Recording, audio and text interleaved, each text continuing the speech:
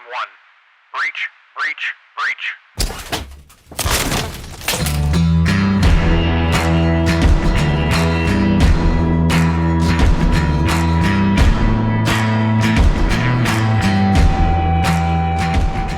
Hey guys, welcome back. So this past week must have just been a week for family drama. I'm not saying that in a sense of trying to be negative or anything like that, but on more than a couple of occasions within this past week, I had several people talking to me about some things that they had going on in their families. And some of these were new. Some were things that had built up, just throughout, the years. And I guess it finally come to a head with them. And, they were talking to me about it. And it got me to thinking, it's not uncommon. It's not uncommon that we have drama within our own families. I'm no different. We've had plenty of drama in our own family. We're humans, we've all got different minds and things like that. But when you're talking about situations such as the extended family, aunts, uncles, cousins, in-laws, things like that, that's one aspect of it. And then you look at the other aspect, the closer family members, mom, dad, grandma, grandpa, brothers, sisters, those things, that's a different aspect as well. One of the biggest things that comes to mind, at least first and foremost, when I start thinking about, the different types of drama or issues that can come up in a family situation, it revolves, in my opinion, a lot of times around the differences in the times, when people were growing up. I'm a child of the 80s and 90s. That's where I spent my younger years. So my outlook on things and, a lot of the ways that I am nowadays is still guided by the lessons and things I was taught by my parents, which, come up in a different era than me. Likewise for my children. My children are coming up in a different era than when I came up. There's a whole lot more technology nowadays than there was back when I was a kid.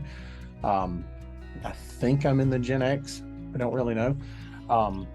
I don't keep up with that all that well, but I grew up in a time where we were the start of the Ataris and things like that. So that's when I grew up. Nowadays, pretty much you can see a 5, 6, 7, 8-year-old walking around with a cell phone. And I didn't get my first cell phone until I think I was 18, 19 years old. Mom wouldn't get me one. So when I had a basic training in tech school, that's when I went and purchased my first phone from Alltel. It was a StarTAC. I was quite proud of it. Still had to wait for those off-peak hours though, so I could get that free time. But I grew up in a different era than my kids. Likewise with my parents, and it's the same for every family. Every family is going to be that way. Each generation has its own struggles and advances and benefits and things that are different from the other generations, and that's not necessarily a bad thing, but it does create some kind of a rift between the generations, especially if people can't have conversations and some aren't willing to accept or change or modify themselves. Then there's other situations where it's not so much that as it is just someone in the family has an issue. They've got something going on themselves, and they're kind of one of those misery loves company kind of people. And it can extend even further than that, but we'll kind of generalize it down to, a mental health thing. There's something mental health, whether it's a psychological issue, whether it's a dependency issue, anything within that realm, that can cause family issues. And in the the portion that I was talking about, where the family members are just, brought up different, they come up in different times.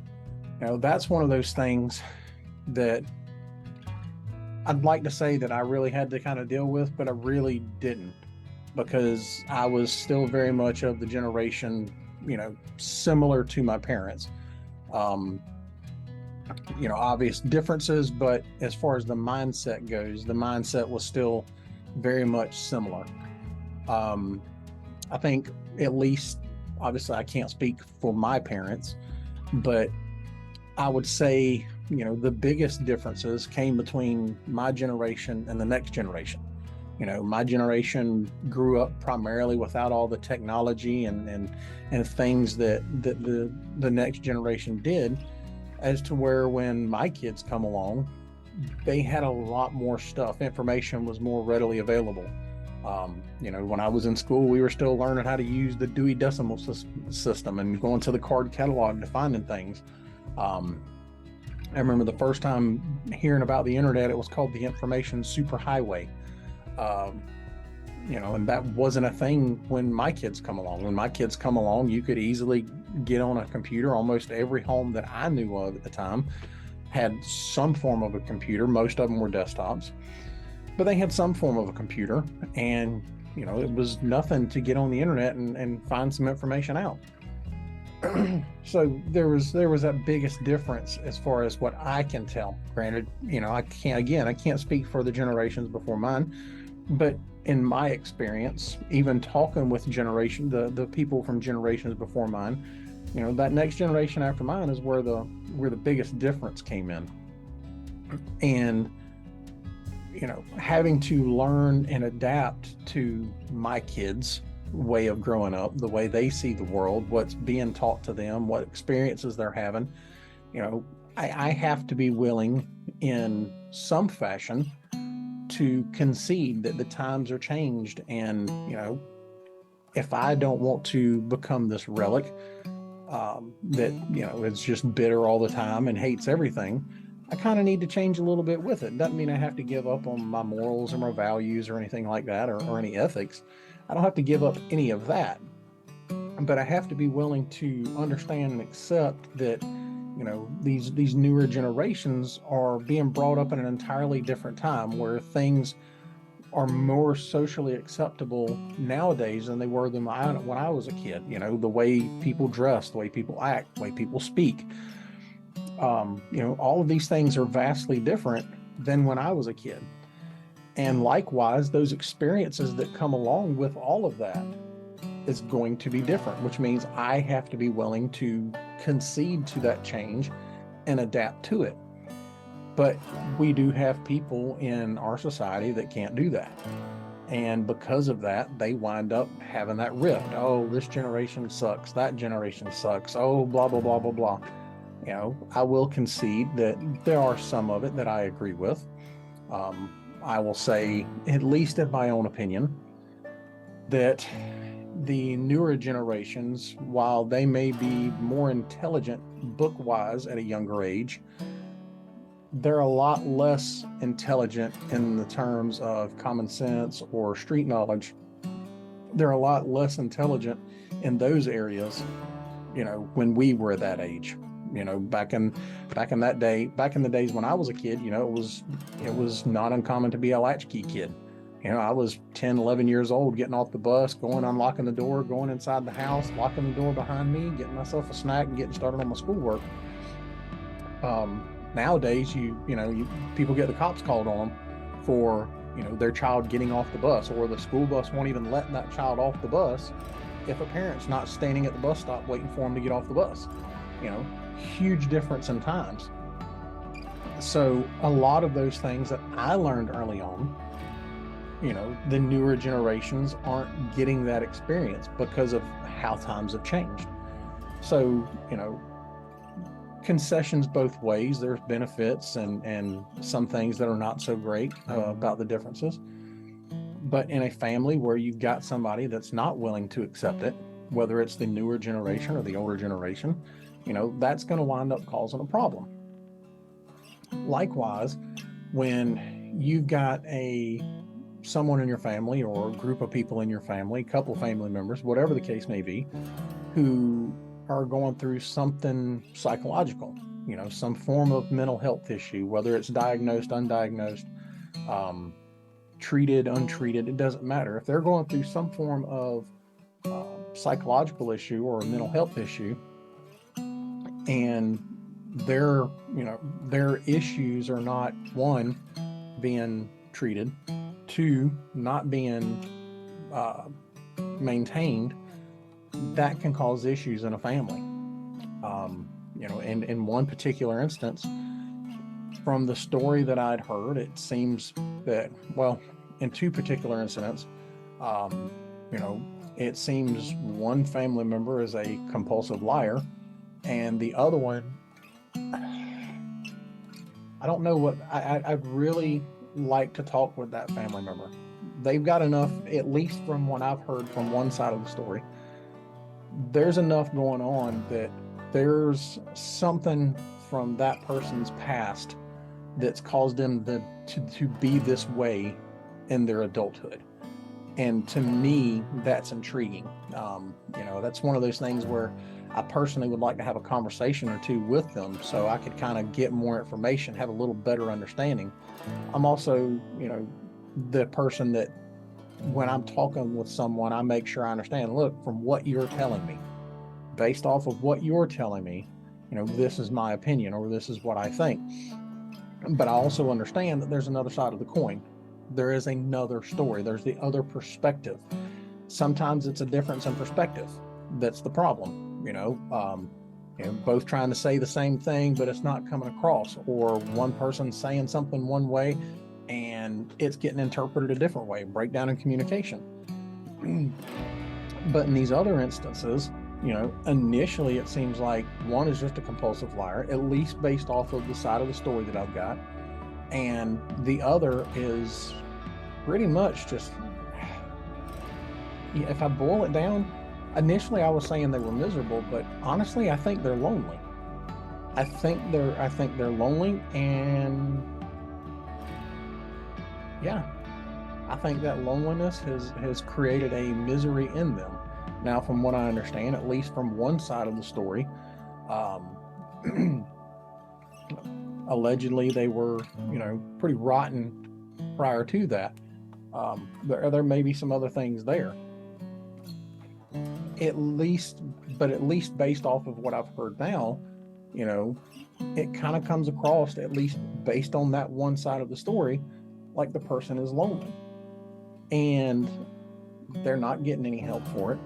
Neither one of these situations, there, to my knowledge, there's no assistance in. These individuals are just going through their lives thinking that they are completely fine, completely normal, and they very well may be. Like I said, there is another story. There is another side of the coin. This isn't discrediting either side, but based off of what was shared with me, it seems as though, that nothing's being done about it, and it's just going along and creating issues and creating drama, and, these kind of things, when they're left unattended, it can tear families apart. It can ruin relationships. And that's the path that, in almost every story I heard in this past week, that's the path that these families are headed towards. If they're not already there, they're heading towards those situations. They're heading towards, cutting each other out of their lives. And, it's unfortunate. It really is, especially if there's a chance that situation can be mended.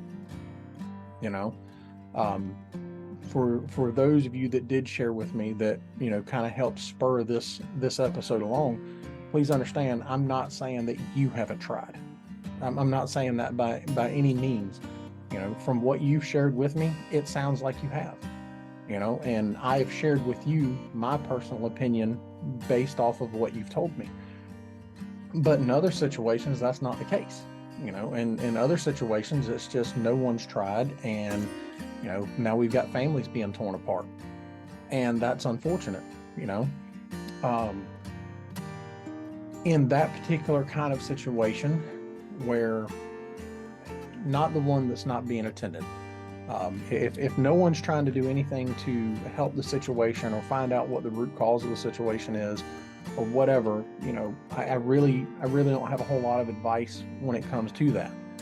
Um, you know, go and try to figure it out. Sit down and have the conversations. Do the work. Do the hard work. Have those hard conversations. Feelings may get hurt, but sit down and have those conversations and do that hard work to try to find out where the root of all this is stemming from, so that you can hopefully mend what's been torn apart and grow as a family from there. Now, on the aspect of those family members that have been trying, you've put yourself out there, you've done the work, and nothing's changing. The other person or the other people are unwilling to make changes or communicate with you so that you can understand why things are the way they are. In those types of situations, I hate to say it, but you got to cut your losses. If it's having such an impact on your life that it's ruining family events, it's making you personally miserable, causing issues in your own home, if it's not working, you have to realize it's not working, and you just have to cut your losses. And I do hate to say that, because having a family and growing up with a fairly big family, I've had my fair share of family issues. Fortunately, with most of them, we were able to eventually work through them, and by no means were any of them overnight. Yeah, we had little spats that we solved overnight, but there were some other ones that took some time. There were others where it took me, can't speak for them, but it took me a few weeks, couple months, whatever the case was, to be willing to get back into a comfortable place with them. So obviously my opinion on it is to try. Like I said a few minutes ago, put in the work, have the conversations. If feelings get hurt, they get hurt. But as long as you're trying, as long as you're having those conversations, then there's a chance. There's a chance you can keep that family unit together. That's something that I know from my childhood that I really loved, is when we'd have family reunions or, just big family get-togethers. I loved having all of my family around. Seeing how big my family actually was something I truly enjoyed. Many a times sitting there with family and having to ask, who's that over there? Oh, that's your cousin. Oh, that's your uncle. Oh, that's that. That was amazing to me, that all of these people, shared blood with me and were my family. So obviously that's where, I kind of want to push that effort. Now, if you're a type of person that in your life, you just don't deal with that kind of stuff, and you're not going to have it, then you've already got your decision made. You've already made up your mind, and there's no use for me to try to help, because you've already got it made up. I don't deal with it, I bounce. Okay, if it works for you and that's what brings you joy and happiness in your life, then so be it. So be it. You used to get told a lot of times, there's a lot of things in life you can pick, but you can't pick your family. And I would argue that nowadays. I would only argue that in the sense of, if you're talking about biology. If you're talking about your biological family, yeah, you're right. You don't get to pick that. I would imagine that some of the family members of some of these convicted serial killers probably did not want to come out and say that they shared DNA with these individuals.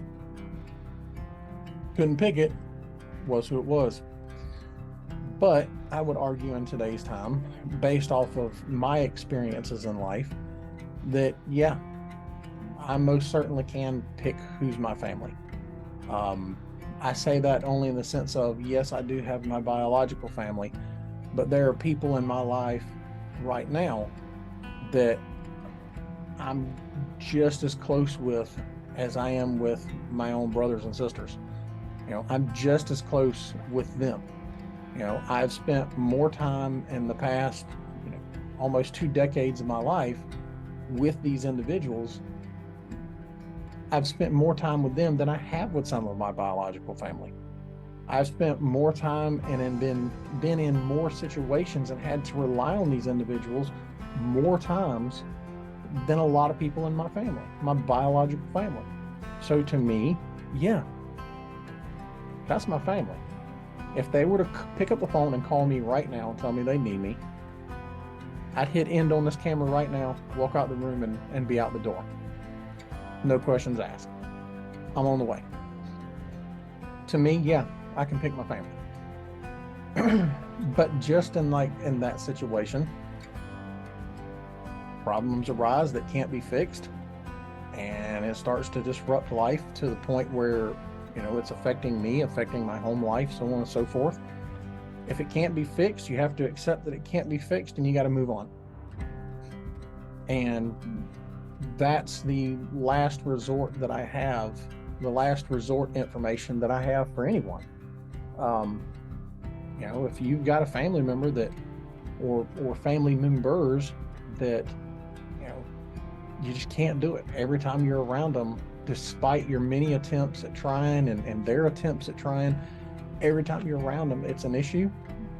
Or even trying to plan family events, it becomes an issue. Or as in causing drama in your own home or whatever. Maybe it's time to consider that some families just better kept at arm's length. Just like the family of Ted Bundy, I imagine a lot of them were probably, would hope you didn't find out about that. But they can't stop the biological family portion of it. Maybe that's the same way you need to wind up being. Of course, obviously, you're going to have other family members. If you decide to go that route, you're going to have other family members come in and go, oh, well, maybe you just need to, if you've done the work, be respectful. Look, I appreciate your input. I've done all that I can. There's nothing left for me. I can't keep living my life that way. Now, if you're somebody that's a little more upfront and hardcore about it, hey, do what you want, but this is my choice. Or however you choose to say it. But make that decision, But I would caution and say, please wait to make that decision until after everything else has been tried. Whether it's a generational issue, whether it's a mental health issue, whatever the case may be, try everything else first. It's your family. At some point, family has to mean something. If you're a person that, I don't need anybody, you're a lone wolf, then good for you. I'm not that way. I don't envy you. I don't have any hard feelings about it. Wish you all the best, but I'm not that way. To me, family's important. It's important to have family. I can't imagine where I would be in my life without my family. And that's not just my biological family. That's, my extended family as well. I can't imagine where I'd be in life. My family's been there for me through the hardest times in my life. And I still don't know what lies ahead of me now. But it makes me feel good to know that I'm going to have family there to help me through with it. That I don't have to go through it alone. That there will be someone there to help me pick up the pieces when it seems like everything's falling apart. And that's something that's extremely comforting to me. And I imagine that it's that way for a lot of people. So just try, guys. Try and work it out. And if you've done the work and you've put in the time, you've put in the effort, you've had those hard conversations and nothing has changed, or you're still in a state of being miserable, then you got to make that choice for yourself, and you've got to choose yourself over them. Again, that's the last resort, but at some point you may have to face that situation, and make your decision. Hopefully your other family members will understand and respect your decision. And if not, that's fine. They don't have to, because it's your decision and it's your life. And you've only got one of those to live. So live it how you want to live it. Okay? I know this one's a little short, and some of you may be happy, some of you may not. I don't know if this helps anybody. If it does, great. If not, this one wasn't for you. So, as always, guys, if you got anything, reach out to me, whether it's in person, through social media, email, whatever the case may be. Just reach out, and we'll see if we can't help out in some way. I don't know everything, but I know a lot of things, and I'm a jack of all trades. So, I like to at least try. All right?